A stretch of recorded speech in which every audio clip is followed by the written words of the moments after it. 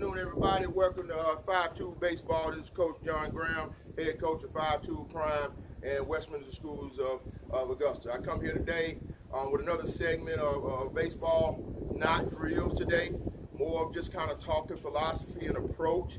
And I like to call this segment From the Cage to the Field. So we're going to go on a little journey from the cage to the dugout, to the on-deck circle, and then actually getting up to the plate. What I like to talk about, your pregame, getting ready for a game. All the hoopla is going on. You're excited.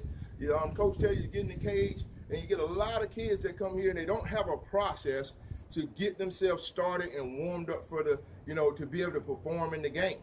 All right, and to me, I like to say it's a process. You get in the cage, you're getting yourself mentally in tune, you're taking your reps, whatever you're working on that approach, and you're working on your approach that mirrors whatever that team philosophy is. For me, I like to, teach my guys to drive that ball in the middle, looking to drive it up the middle, staying through the ball, and hitting line drives. I'm a very firm believer in line drives lead to home runs.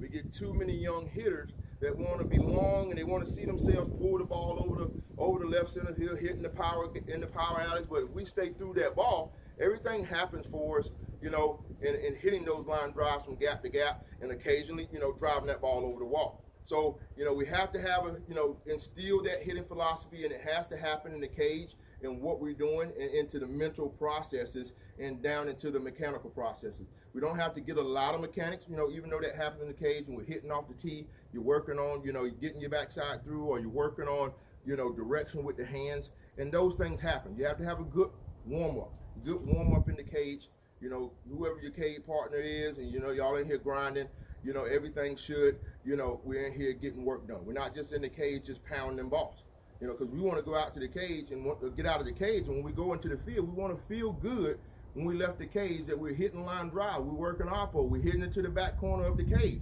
All right, we're driving the ball back up at, back up the middle, through the L screen. So in the cage is where we work on those mechanical processes. We start to get ourselves mentally in tune and physically in tune to what's happening with our swing, and able to, work on some errors and some things that we may be, struggling at, prior to the game.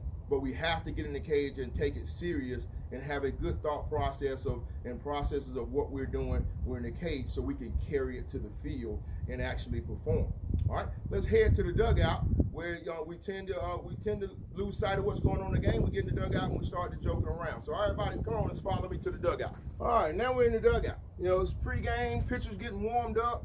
We sit here getting fired up with the guys, and the game starts. We can, in here, we tend to lose sight as well of what's going on. If I'm the leadoff guy, I should be very in tune out front, watching the pitcher throw, watching his motions, watching the fastball, seeing the off-speed pitch, and just learning. It's very tough for the leadoff hitter. You're the first guy up, but the team can learn a lot from you.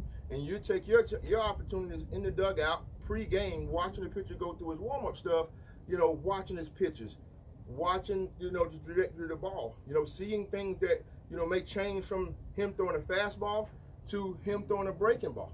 Guys tend to tip pitches, and we can learn that. Now, if I'm a guy that's down in the batting order, say I'm a 6-7 guy, I can't be in here and let all the noise in here, block me out from learning what's happening on the field. So it's vital. I just came out of the cage. We made the trip here. We're starting the game. I'm in tune. I'm sound. I'm ready. Mechanical process. Then I get here, and now the mental really starts to kick in, because I'm able to see, mechanics. Again, pitch trajectory, tipping pitches, or I'm looking for patterns. All right. Is he leading everybody off with a fastball? Most high school guys, any guys, they're trying to get ahead. Some of the elite guys, they can start off, off-speed pitches. And we need to know that as hitters, definitely in the bottom of the lineup, are those things happen. A lot of times you have, systematic pitching, pitching rotations, or the pitching coaches. Every kid is by the book, whatever that coach is preaching, is usually throwing on the outer half. But if I'm in here, screwing around, messing around, not really paying attention, then, I got to get up here. Now I'm trying to get locked in. No, I should be locked in here in the dugout. All right, I should have got locked in, physically, mechanically in the cage. I come to the dugout. Now I should be very in tune to what's going on in the game. Also, learning those hitters, their teammates, bringing that information back, from the plate, to me inside the dugout, hey, again, his curveball looks like this. His fastball has a lot of life on it, has run on it. But I could learn a lot by basically sitting here and cheering my guys on, but also watching that picture and looking for signs that breaking balls coming. Looking for pitching patterns. Fastball, fastball, breaking ball, fastball. Breaking ball. What is his out pitch? What is he throwing as that out pitch? So that I can get up to the plate and I can dominate. All right. Now, once I know that and I'm able to process that, and I've seen a couple of my guys, hopefully be successful or unsuccessful, I've learned, and I'm able to mentally process that, and I take it to the on deck circle. I go to the on deck circle. It's the same thing. Now, when I'm in the on deck circle, I'm still continuing to, build that mental process about what's going to happen. Also, going through my approach. All right. My approach in mirroring the philosophy of I'm trying to hit ground drives, I'm trying to stay up the middle. All right, let's head over to the on deck circle and let's talk from the on deck circle, because we're taking it from the cage to the field. Now I'm on the on deck circle. All right, I'm one step away from actually live action, getting on the field, getting in the box, and actually flushing everything that I've been, pre-gaming or in the dugout. And the simple thing is, we always heard in baseball, I got a see ball, hit ball now.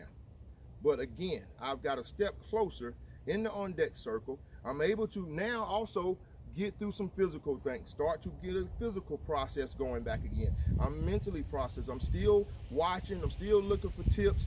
I'm still looking for, patterns in what the pitcher's doing. But also I'm working on getting my timing. All right. You've seen videos of elite guys in the pros. They're able to mirror the guy that's on at bat with their timing. So I'm working on timing. It's not time to talk to your parents. It's not time to be in the dugout talking to the guys in the dugout. It's time to really now get down and get focused and really and hone in what we want to do when we get to the plate. We also want to know what's going on the field. What's happening. Is the bases empty? Do I got a guy on second? Do I got a guy on third? How many outs is going on? And that's going to, also help with my approach to that at bat. I may have one out guy on third, and I'm trying to drive something deep in the outfield to get him in. All right, I may have a guy on first, and I know coach gives a hit and run. I'm working on, I'm looking for something backside. So I also get here in time to think again, to mentally process, but also, get myself dialed in with my timing. I'm here, boom, every pitch, and I'm watching for patterns. All right, let's go. Let's get to the dish. All right, now I'm at the plate. I've made myself from the cage to the field. All right, I was in the cage, getting mentally focused, getting mechanics down, working on that approach, thinking through the processes that I need to take to the field that day. I got in the dugout. All right, I was able to sit there, watch the pitcher throw some warm-up pitches. I'm looking for patterns. I'm looking to see if he's, if he's consistent in the strike zone. Also, the umpire. I learned from the umpires where his strike zone is. All right, and I made my way to the on-deck circle. I worked on mechanical stuff. I'm working on my timing, trying to mirror the guy that's at the plate, but also those mental processes of what's going on the field, what situation we're in, and patterns from the pitcher. But now I'm at the plate. All right, I really have to just flush everything, and now see ball, hit ball. All right, stay within my team's hitting philosophy as well as my approach. Understanding, if he's a first, I've been seeing a lot of fastball, I may want to jump on that fastball. If I've been seeing a lot of breaking ball, for me, my guys don't swing at a breaking ball, first pitch, unless they hang in and they can bang and they can hit it, hit it over the wall. But now I have to get in here and I really dialed in, and I have to take all the information that I've gathered, from the dugout, also applying the mechanics in the process. Now, I don't want to be robotic, but I want to be confident that what I did in the cage is going to be applicable to when I get on the field. And I got to make things happen and being productive. All right, when we want to do, and that's what I call this segment, it ain't about drills. It ain't all about drills sometimes hitting. It's about the process of beating myself from the cage into the plate and being a dominant hitter and able to be consistent, for the most part, and very consistent in striking the ball and barreling the ball up.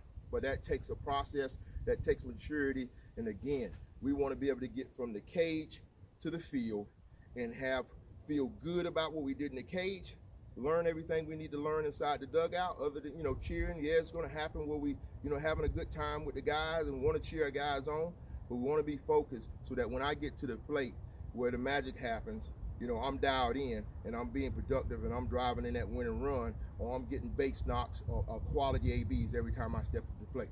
So again, you know, this is the segment from the cage to the field, and I hope, you know, you gather some information on what I'm talking, you know, what I just put out.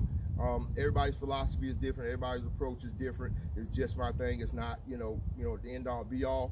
But I like to try to, you know, take that process and help hitters understand that we just can't get in the cage and pound away. We just can't get in the dugout and just sit around and having a good time. We actually need to, you know, have a process of what we're doing to make ourselves successful. And that's with anything in life. We want to have a process to be successful, but don't be afraid to fail.